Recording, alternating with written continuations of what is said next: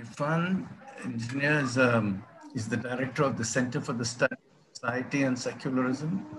And it's a center which works for peace and communal harmony in India. He is also a board member of the South Asia Forum for Freedom of and Belief, and is editor of the Indian Journal of Secularism. He is easily one of the most recognizable faces and names in the search for social justice through interreligious dialogue and cooperation.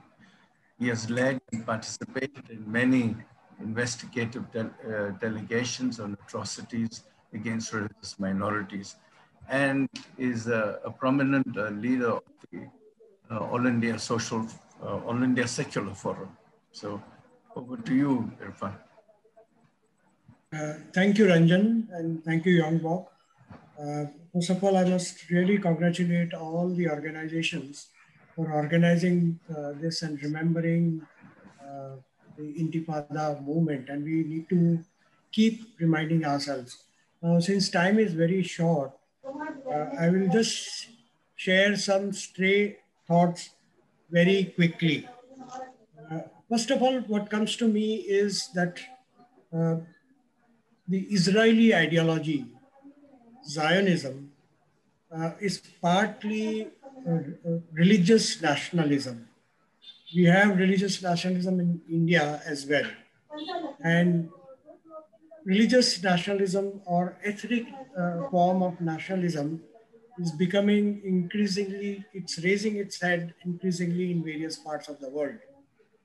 Now, this nationalism believes that the Arabs who were occupants of the Palestine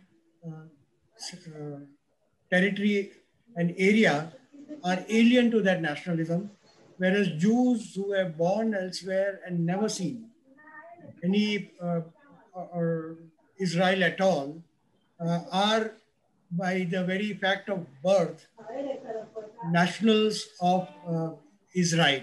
And as and when they arrive in Israel, they can be given a passport. Back at home in India, Hindutva also believes in a similar ideology, that the Muslims living in India are alien and foreigners. Muslims and Christians staying in India are aliens and foreigners, but Hindus living in United States or Europe are Hindu nationals of this country, and they are the ones who are loyal to this country, whereas Christians and Muslims are a threat to. So this form of nationalism has to be problematized. This understanding of nationalism, world is moving more towards, as we all know, territorial nationalism, civic nationalism, and democracy. We also have to problematize democracy. Of late, democracy is increasingly being understood as rule of majoritarian over the minority. We have to problematize, whereas democracy is more about citizenship, fundamental rights, human rights, equality, etc., etc. And all people staying in the territory being accepted as citizens, equal citizens, and having equal rights.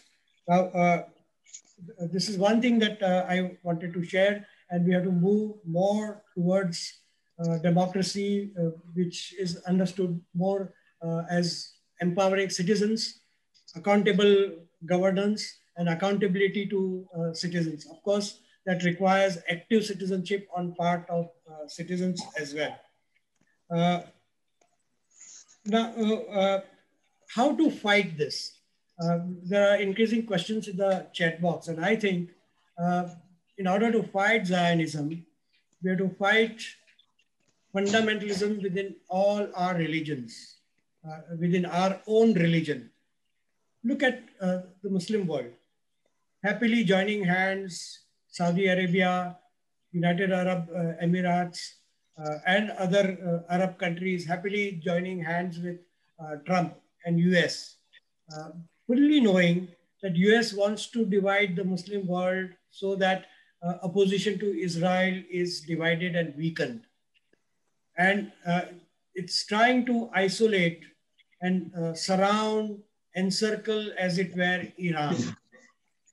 Because Iran has nuclear potential, has been fighting Israel and Zionism solidly. So to weaken, to take Sunni world in order to isolate Shia Iran. This is the ideology on which Christian Zionism is working on, and it's trying to weaken the Muslim world and the Muslim opposition to Israel. The Muslim world itself has been full of dictators, fundamentalism, and they make easy compromises with other Zionists.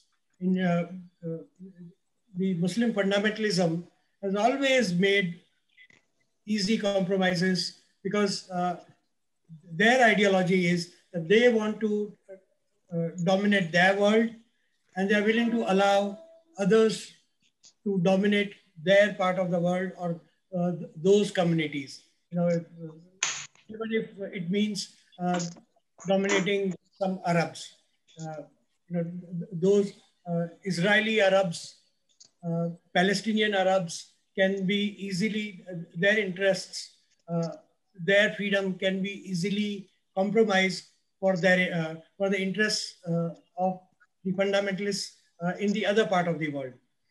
This is a dangerous ideology, and this is a dangerous compromise. And it is this compromise that allows Zionism to flourish. India itself is having very rich, strengthening relations with Israel, increasingly strengthening its relations with Israel.